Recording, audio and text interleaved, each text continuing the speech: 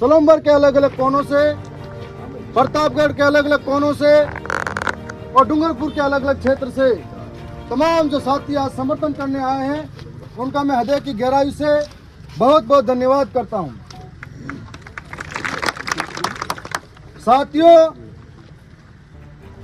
आज एक आदिवासी विधेयक इस सरकार में सुरक्षित नहीं है, तब हम ये कह सकते हैं कि यहाँ की जनता, यहाँ का आदिवासी कैसे सुरक्षित महसूस कर पाएगा। आप सबको मैं बताना चाह रहा हूं कि पिछले दिनों एक ऑडियो वायरल हुआ था और ये कहा जाता है कि इन बाप के जो नेता हैं, इनको मारो, इनके घर जला दो। उसके बाद निरंतर आदिवासियों के साथ अत्याचार बढ़ता जा रहा है। उसके बाद से अलग अलग तरीके की साजिशें रची जा रही है। उसके बाद से आदिवासी को अपमानित किया जा रहा है। मैं क्षेत्र का विधायक होने के नाते मेरी विधानसभा के अंदर जो कार्यक्रम होता है, बकायदा कार्ड रिपोर्ट के पीछे चिपका रखा है। यह प्रशासन को बता रखा है, यह अंधी गूंगी बहरी सरकार को बता रखा है। उसके बाद कहते हैं कि बिन बुलाए आए हो, इतना फिर से अपमान करते हैं। उसके बाद में उस कार्यक्रम में जाने के बाद में 2 दिन पहले पुलिस प्रशासन को प्रोटेक्शन मांगने के लिए कहता हूँ कि मेरे साथ गलत हो सकता है। यहाँ के लोगों द्वारा पूर्व में भी, वहाँ के भाजपा के गुंडों द्वारा पूर्व में भी 9 अगस्त के कार्यक्रम में हमारे ऊपर लाठियां बरसाई थी, पत्थर मारे थे, तब भी हमने चेतावनी दी थी। उसके बाद में हम चुनाव के प्रचार में गए थे, तब भी इन लोगों ने हमारे साथ में हाथापाई की थी। हमको अंदेशा था, इसलिए प्रशासन से अवगत कराया था।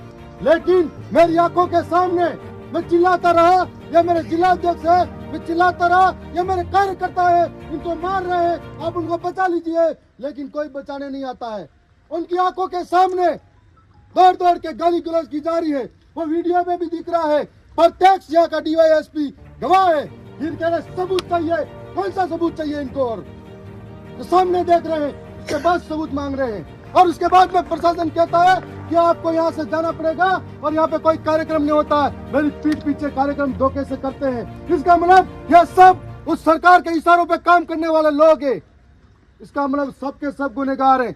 मैं इस मांग के साथ में 2 दिन धरने पर बैठा हूँ और 2 दिन धरने पर बैठने के बाद में यहाँ कलेक्टर इसलिए आया हूँ कि जब तक मांगे पूरी नहीं होती है, इसी सड़क पे 5 साल हो जाए तो भी सोऊंगा। और 3 दिन हो गए, आपने देखा होगा लसाड़िया के अंदर इनको तब कोई जांच की जरूरत नहीं पड़ी थी। कोई प्रतिमा के माला डालने पर 1 घंटे में आदेश लेके आ जाते हैं इनको निलंबित करने का। कभी कोई छोटी मोटी बात करता है तो अहमदाबाद में जाके उठा के ले आते, तब कहते कानून के हाथ लंबे हैं, इनकी नजरें लंबी है। आज कहाँ गई इनकी नजरें, इनके हाथ लंबे कहाँ गए? यह बात हम पूछना चाहते हैं कि झूठे और भ्रम फैलाने वाली बातें हमारे सामने नहीं होनी चाहिए। मैं आज सीधा तरीके से, हम लोग ज्ञापन देने जा रहे थे, हमको रोका, कौन से आदेश के तहत रोका गया, यह हम आपसे पूछना चाहते हैं। आज ज्ञापन देने के लिए आए हैं, मैं नहीं जाऊंगा यहाँ से आगे, लेकिन हमको रोका तो किस आदेश के तहत रोका? हमारे लोगों के साथ में बीच में आकर जिन्होंने गुंडागर्दी की है, जो वर्दी के बेस में गुंडे छिपे हुए हैं, वो सामने आए, बताए कि क्यों मुक्केबाजी की हमारे लोगों के साथ में। ये हमको उकसाने की कोशिश की जा रही है।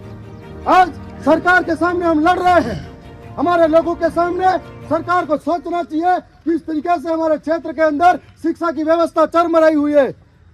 सोचना चाहिए कि किस व्यवस्था के अंदर हमारे चिकित्साओं की व्यवस्था कैसी चरमरा रही है। जब प्रतापगढ़ के वीडियो देखते हो आप लोग, बांसवाड़ा के वीडियो देखते हो आप लोग, यहाँ पर आदिवासियों के साथ में क्या दयनीय स्थिति है, तो अपनी पेट की भूख मिटाने के लिए अपनी औलाद को बेच देते हैं। ये सरकार को सोचना चाहिए, यहाँ की स्थिति ऐसी बनी हुई है। यहाँ पर सोचना चाहिए कि यदि इस बारिश के टाइम पे अगर पानी आ जाता है तो कोई सड़क पार करने के लिए 8-8 दिन तक इंतजार करना पड़ता है। तब सरकार को सोचना चाहिए, लेकिन आदिवासियों को सदन में बैठकर गाली देते, इनकी मानसिकता दर्शाती है कि आदिवासी से नफरत करने वाले लोग हैं। और आज इनको हजम नहीं हो रहा है कि एक आदिवासी विधायक जीत कर जाता है, जब संविधान की बात करता है, हक अधिकार की बात करता है, 5वीं अनुसूची की बात करता है, शिक्षा की बात करता है, तब उनको हजम नहीं होती है। और ये बात आज इनको इसलिए भी हजम नहीं हो रही है कि यहाँ का एक एक नौजवान जागरूक हो गया है। यहाँ का एक एक नौजवान एक एक वोट की कीमत पूछता है। यहाँ का एक एक नौजवान सरकार से हिसाब मांगता है। यहाँ का एक एक नौजवान सरकार से लड़ने के लिए तैयार बैठा है। तब इनको हजम नहीं हो रहा है। तब रोज षड्यंत्र हो रहे हैं और रोज इस तरह से अपमानित करने वाले काम हो रहे हैं। पिछले दिनों मेरे साथी के साथ में बांसवाड़ा बागीदोरा के अंदर भी पत्थरों से हमला हुआ था। मैं यह पूछना चाहता हूं कि अगर मेरे विधानसभा में मैं सुरक्षित नहीं हो तो इन गुंडों से मेरी जनता कैसे सुरक्षित हो सकती है। आज मैं यही मांग कर रहा हूं कि आपने झूठा दिखावा कर लिया कि 2 जनों को पकड़ के लाए, उनके मेहमान जैसे खाना बाहर से लाके दे रहे हो, उनके मेहमान बना के लाए हो, जैसे थाने के अंदर मोबाइल चलवा रहे हो, तो कौन सी सजा दे रहे हो? हमको बेवकूफ बनाते हो। मेरा अपमान नहीं किया है, दरियावत की 2.5 लाख जनता का अपमान किया है और ये बदला लेने के लिए हम बैठे हैं। जितने भी लोग इसमें शामिल हैं वो सस्पेंड नहीं होते हैं। जितने भी लोग अपराधी हैं वीडियो में सरेआम दिख रहे हैं और नेताओं के गाड़ी में रोज घूम रहे हैं, अगर वो पकड़ में नहीं आते हैं तब तक मेरी तरफ से ये ऐलान है यहाँ पर कि मैं इसी सड़क पे सोऊंगा, चाहे बारिश हो चाहे कोई भी मौसम हो, मरूंगा जीऊंगा। ये शासन प्रशासन की जिम्मेदारी है, राजस्थान सरकार की जिम्मेदारी है।